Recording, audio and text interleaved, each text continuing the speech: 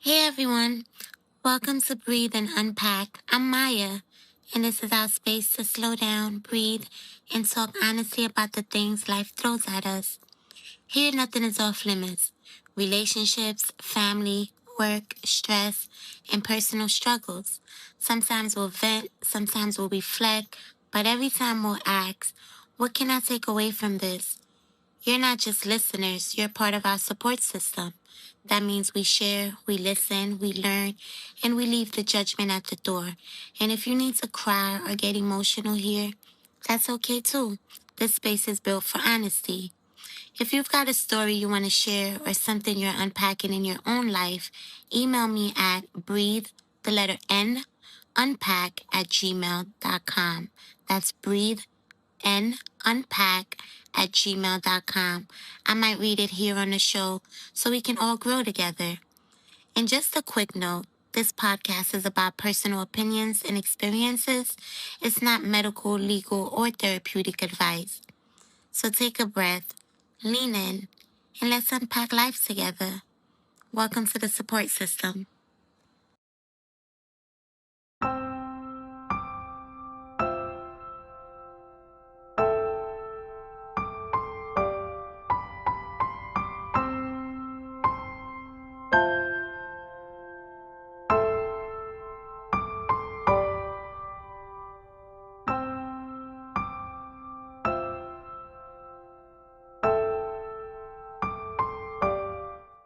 This feels like the perfect follow up to Soft Doesn't Mean Weak.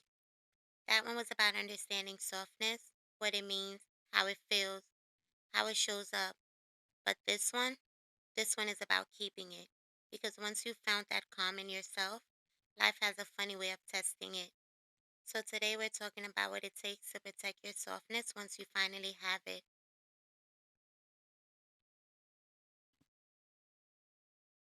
Let's talk about what it really means to protect your softness. The part of you that's gentle, patient, and calm, even when life keeps testing you. For me, protecting my softness means surrounding myself with people I can breathe around, people I don't have to overthink with or tense up around. It means choosing peace over performance, spaces where I can just be without explaining or defending who I am.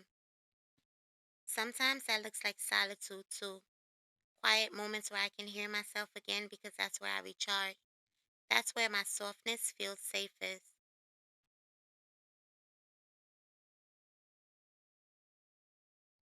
Lately, I've been craving ease. I don't want to move through life feeling tense or ready to react. I'm tired of leading with that edge, like I always have to be on guard. I just want softness to be my norm, not something I have to earn after a storm. I'm learning to lean more into my feminine energy, being calm, cared for, and at peace. I want to be gentle in how I move, how I love, how I speak. That, to me, is what protecting my softness really means. Letting myself live without defense, without constant survival mode.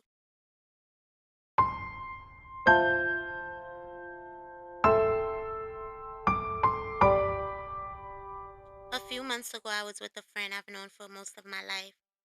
We ended up in a situation where old me would have spazzed out. They even braced for it. They were ready to calm me down because that's how I used to go. But this time, I didn't react. I just stayed quiet, handled what needed to be handled, and kept it moving. They looked at me like, yo, are you good? And that's when they realized I've changed, I've matured, and I'm protecting my softness and my peace. And it's not because life got easier, but because I've outgrown that need to meet chaos with chaos.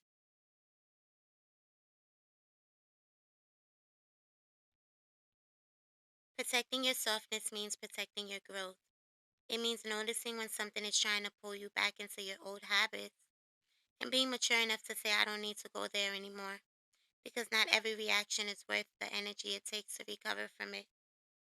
Protecting your softness means protecting your growth. It means noticing when something is trying to pull you back into old habits and being mature enough to say, I don't need to go there anymore because not every reaction is worth the energy it takes to recover from it. Sometimes silence is the power.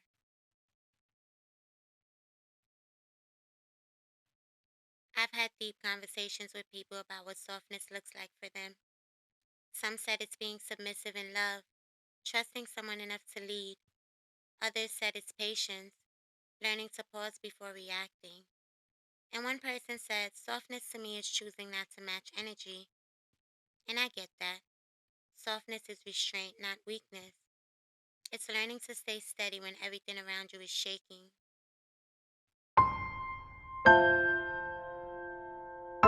For me, softness is knowing when to be firm too, because being soft doesn't mean you're silent, it means you're selective. There are moments when you have to raise your voice, set a boundary, or walk away. That's softness too. It's giving yourself permission to protect your energy without guilt. When I think about softness, I also think about friendships. There are some people who don't know the new you yet. They only know how you used to react. So when they see you calm, they might test it. That's when you have to protect it the most. Sometimes that means taking space. Sometimes it means loving from a distance. Because when people can't easily bring out the old version of you, that's a sign they don't respect your growth.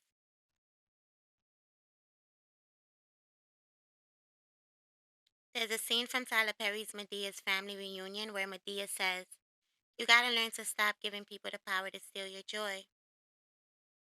That line hits differently when you're learning to protect your softness. Truth is, people who constantly disrupt your calm aren't just irritating. They're reminders of how easily you can lose yourself if you're not intentional.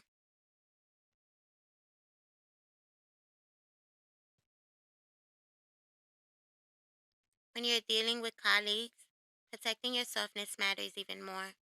There will always be someone who tries to test your patience, someone who talks over you, dismisses your ideas, or projects their stress onto you. But when you keep your composure, you teach people how to treat you. Softness doesn't mean staying quiet, it means staying professional without losing yourself. It's confidence that doesn't need to compete.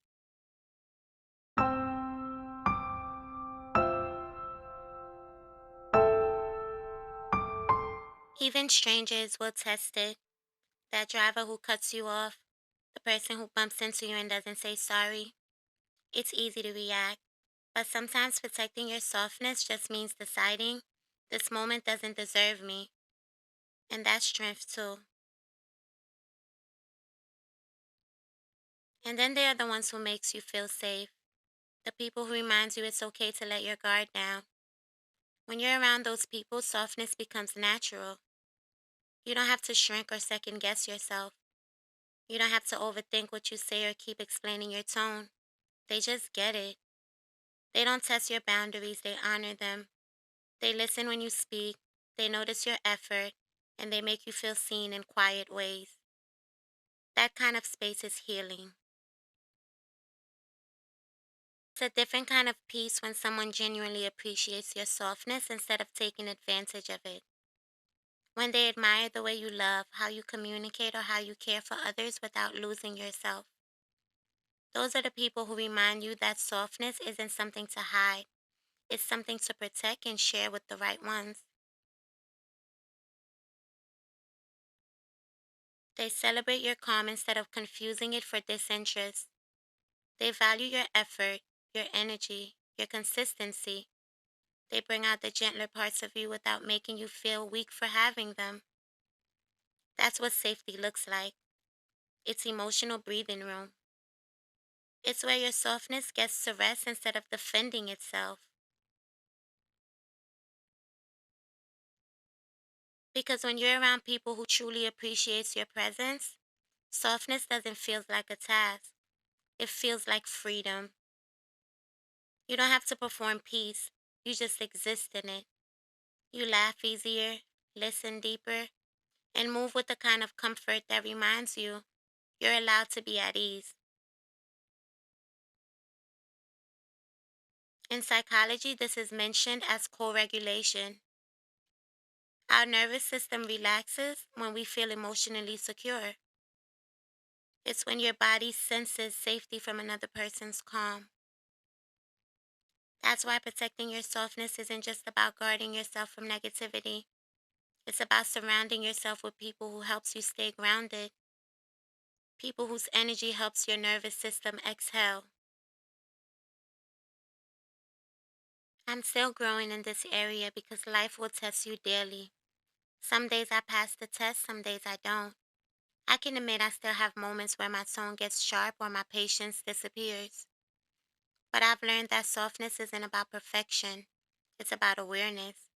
It's about catching yourself faster than you used to. Softness isn't only how you talk, it's how you treat yourself. It's forgiving yourself when you slip. It's not letting guilt or anger shape how you see yourself.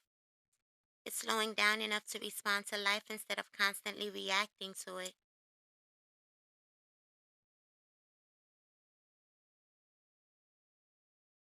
Protecting your softness doesn't mean avoiding hard conversations or people. It means knowing when to step back and when to show up with grace. It means understanding that softness isn't what makes you weak, it's what keeps you human.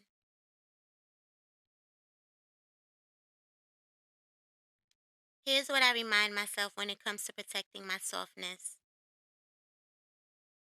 Don't explain your growth to people who liked you better unhealed. Don't stay where your calm feels like an inconvenience. Don't over explain yourself to people committed to misunderstanding you. Choose stillness, not silence. Give grace, but not access to everyone. Protect your tone the way you protect your time. And most importantly, stay gentle with yourself. You've survived too much to become hardened by what didn't deserve you.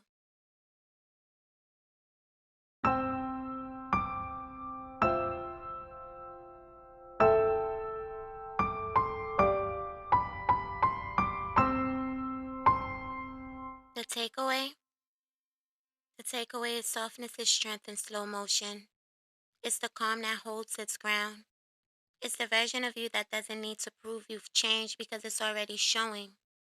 Protect it, especially around the people who make you feel safe enough to stay soft, because that's where your real peace grows.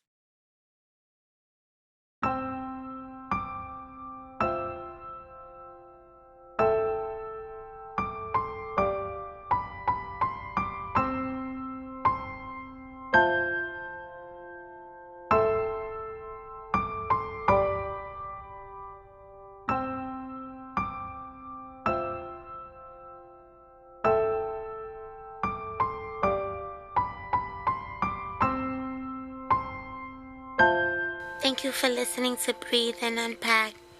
If today's episode sparked something in you, share it with a friend, family member, or someone you think could use the conversation. You never know, it might be exactly what they need to hear. I'd also love to hear from you.